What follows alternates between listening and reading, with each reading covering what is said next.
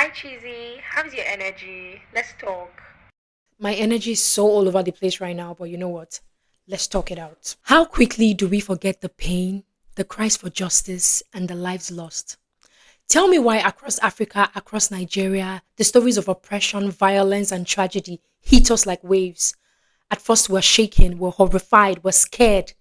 But soon, these waves starts to recede and we completely forget about it. Like it just vanishes. I honestly want to understand why these tragedies, no matter how loud they are when they first happen, they seem to fade off from our collective memory. Why does it seem like the pain of the past is erased so quickly, only for new cycles of pain to begin again? And then we start to act all frustrated. We start to run up and down. We start to get all emotional in our feelings. We're acting all clueless, justice for this, justice for that. But at the end of the day, we don't even see it to the end. We don't see to the end of it. And then we forget all about it. It just goes poof into thin air like it never happened. Una no dey tire. Like, isn't this tiring though? Anyways, welcome to Cheese's Energy. I studied sociology and I have decided to uncover stories. Now, the world is full of stories. Some strange, shocking, inspiring stories, unbelievable stories. The ones that you see and you feel like, did this happen? It feels like it's fiction, but it's real. These things happen all around us, and Cheesy's Energy is here to uncover all of these stories. It could be history, something that happened in the past, and it's having an effect on our today's world, or something that happened and then we're seeing the repercussion now. Cheesy's Energy is just here to talk about it. And for some reason, if you have gotten to this point in the video, you are definitely family. Please hit the like button, kindly subscribe, and most importantly, leave a comment down the comment section, because on this channel, your comments are super, super valid. They are so important because I need your questions, I need your feedbacks, I need your opinions. So, yes, if you watch my video, please do well to leave a comment. Now, let's get right into the story.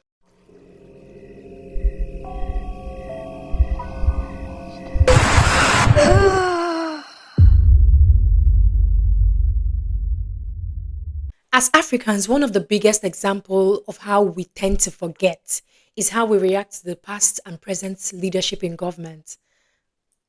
You understand what I'm talking about, yeah?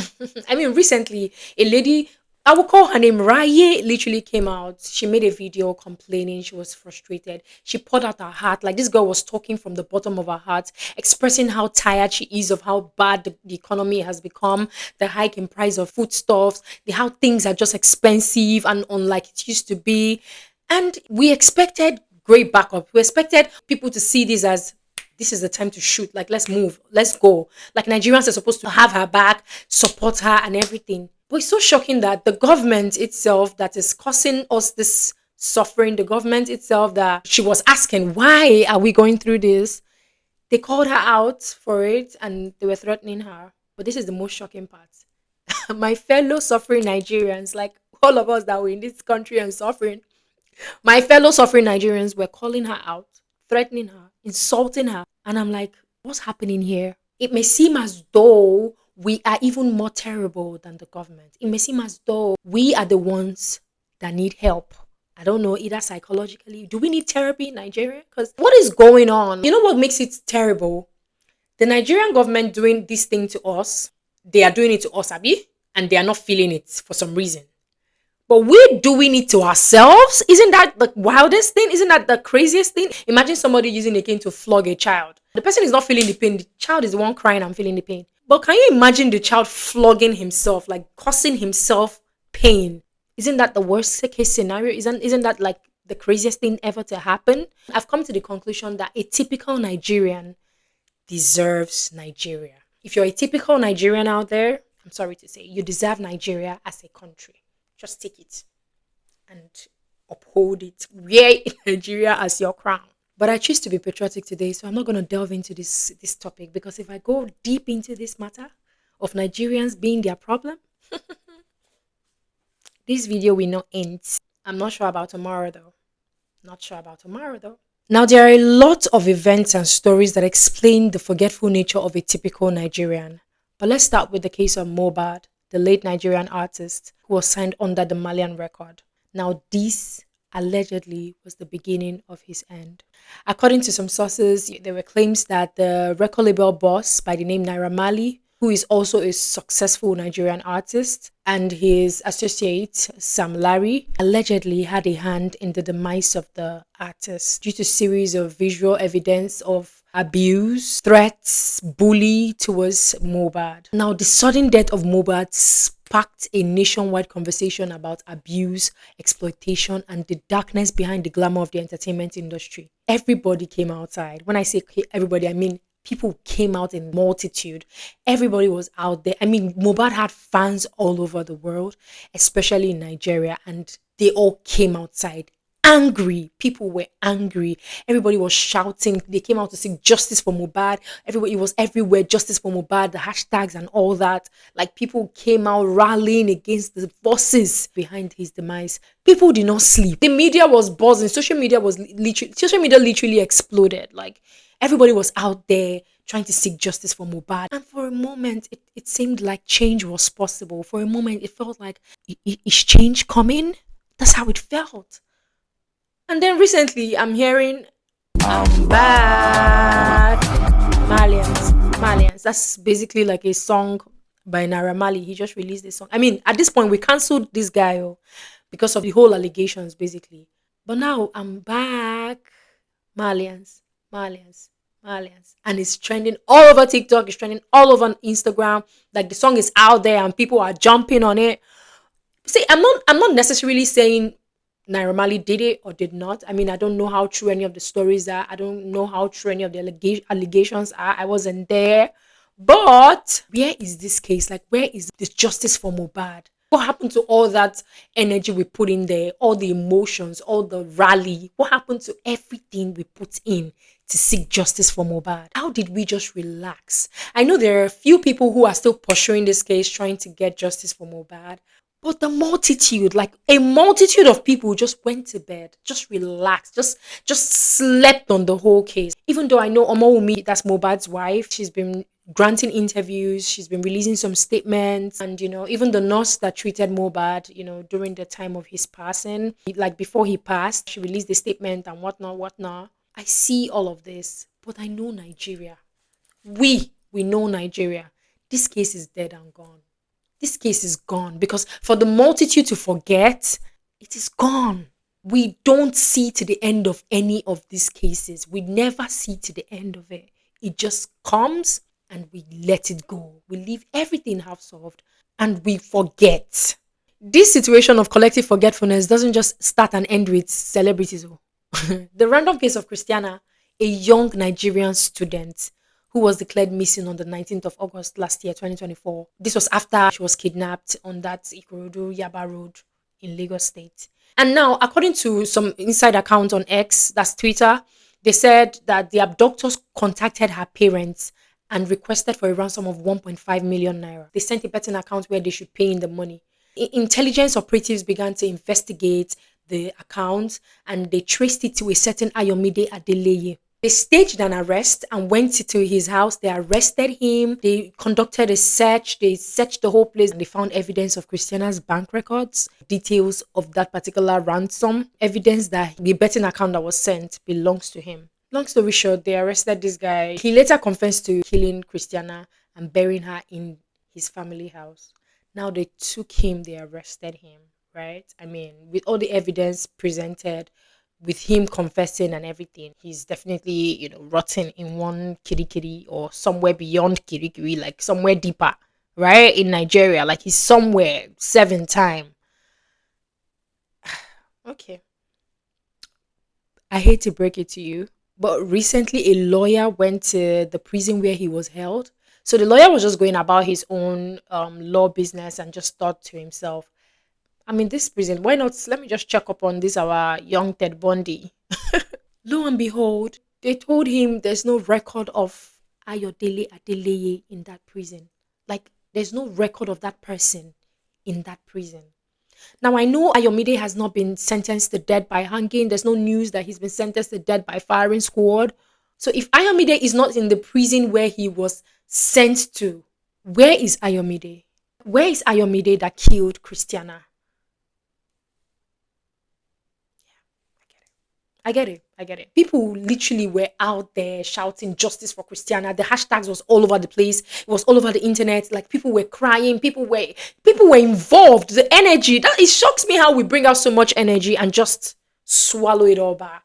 Until now, Ayomide, we don't know what the final verdict is. We don't even know where the guy is. That lawyer literally confirmed that he is not in the prison. So where is he? So these criminals have become so emboldened that at the end of the day, absolutely nothing will happen to them. So they just keep committing these felonies. A good example would be the cases of Austa, a Nigerian influencer, and Elle. Ha! Elle's own used to pinch me. Elle's own hurts me so much. Austa, the social media influencer, and Elle, the young graduate. These are women that they are murderers. Aside from the obvious felonies they committed, they showed so much audacity. Let's start with the case of Austa. I mean, Austa was a Nigerian social media influencer. She was killed by her longtime boyfriend by the name Benjamin Best, also known as Killer Boy.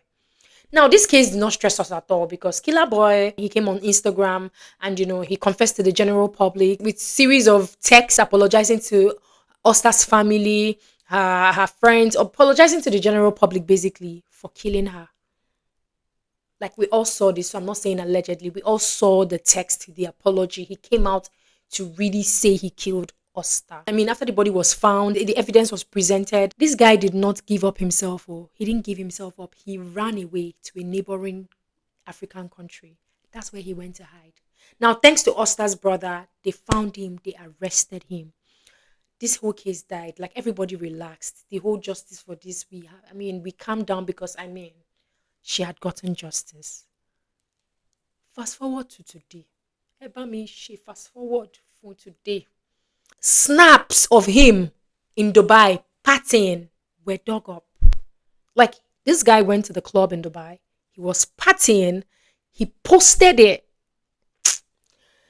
You see what I'm saying? The audacity. How dare you? He posted it. They've become so emboldened that nothing fit do them. Like nothing's gonna happen to me because they've seen other cases and how it just slides. No matter how Nigerians shout and come out in their mass, in their multitude, we tend to forget. We tend to forget all about it. Now, this same year, 2025 that just started in January, Elle, a young graduate, this girl was serving in the National Youth Service Corps. According to her sisters on the BBC News, she was about to go out and her sisters asked her where she was going and she said to see a friend. Elle left the house and never returned. Her sister got a call that something had happened to Elle. Her sister got there. Lo and behold, Elle had already been butchered. Elle had already been cut into pieces, clean pieces. According to her, she says, they cut my sister like cow. Pieces are into like 40 pieces. Clean pieces. It's just like Elle and a cow where they arrange for table, put for grass. Anytime I think about Elle's case, I don't know, it's so personal. I feel so bad. They pieces that girl on the ground. Now, the guy who murdered Elle was, they say, a gospel artist. This is how they caught him. He took a bike with a body bag. I don't know if it was a body bag or a trash nylon or something. According to the news, there was like a bag where he was carrying a head in the bag. And then as the rider of the bike was riding the bike, he noticed blood was dripping from the thing the gospel artist was carrying, basically.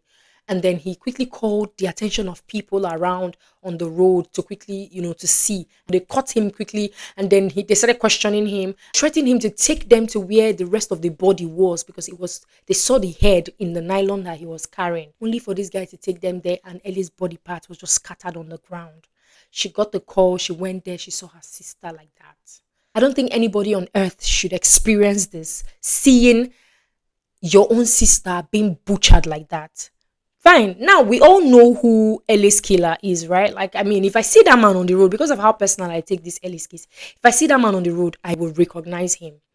We all know this guy. He's a gospel artist. I don't even know what his name is. And he was out there on social media. He gave his statement boldly, gave his statement without any form of remorse. But where is the case right now? Where is this particular gospel artist that murdered Ellie? What has been done? Is he serving time? I don't know. What's the final verdict? What have they said? I've not had anything.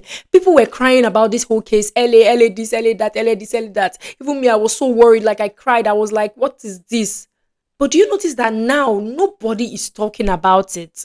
And the fact that nobody is talking about it, it doesn't mean that justice has been served, though. That's not what it means. But people just forget. Like, everybody just moves on. A terrible story. People just move on from it. After giving it energy, they just move on. We have not seen to the end that this guy, the gospel artist, pays for what he did. We have not seen to the end of that, but we have all relaxed. We all saw how badly hurt Elle's parents were, her sisters, her family, how they cried their eyes out, how they were confused, how they were scared. It was everywhere. All the family wants is for the government to please give them closure. Elle's sister said that, they don't know that guy. The guy claims that Elle was his girlfriend. The sister said that they know her friends, they know the people she relates with, and they've never seen that gospel artist before. Like, more investigations should just be done so they can see what really happened, so that they can have closure to how their sister was brutally murdered like that. That is all they want. But I mean, we're in Nigeria. I just really hope the guy is somewhere serving time. I really hope. I don't know if anybody's looking into the case because nobody's talking about it. Like, it's dead and gone as usual. This thing can be any of us. So, like, it can be any of us. It could be you. It could be any of us. This is life. God forbid it will never be any of us. But this is life, and anything can happen. It could be somebody we know. And you mean everybody should just go quiet like this on a case as severe as this one? Or are we going to say we do not remember Sylvester? The young student, the kid who died in Dowen College that was bullied to death. They gave him something to drink and this boy died. God rest his soul. I even heard his mom just passed away months ago. I want to know, these children, these bully boys that bullied Sylvester to his death, have they been separated from society? Are they facing the repercussions of their actions? What is going on with them? There is no news about those boys, and I have a feeling they are just somewhere living life, enjoying their life, even after doing such a thing. I want to believe juvenile delinquency exists in Nigeria, and there is a punishment and there is a plan for that. There is a system that handles that, isn't there? Have they been separated from society because such kids should not be among other kids? Though majority of these cases were as a result of the poor justice system in Nigeria, you see, me and you as a collective, we also have responsibilities to ourselves. We can't just leave everything for the government. Or even if we leave everything for the government and you see that the government, they amount to nothing, we have to help ourselves. I understand, because some people will be saying, what should we do now? Is there something we can do? Are we going to carry it on our head for long? This one, that one, this one, that one. But how long do we want to keep going in this cycle? How long do we want to stress over a matter and completely just forget it without seeing to the end of it? How long do we want to do this? I completely understand that as human beings, low attention span is very normal. But we can't keep letting these stories come. We take it like it's a trend, and then we let it go like it's a trend. You see the way a new music is out now, and everybody's playing it, everybody's vibing to it, dancing to it, TikTok, Instagram, everybody's literally like, it's everywhere, it's trending. It gets to a point where that trend starts to reduce. Like, the whole attention on that sound starts to reduce. And most of the time it starts to reduce because a new sound comes out. We're making these cases look like, or these stories look like, it comes, we give it all our energy, pouring all our hearts, putting all the emotions, we are stressed, we are crying, we are frustrated, we are tired, we are complaining, justice for this, justice for that. And then another story comes up.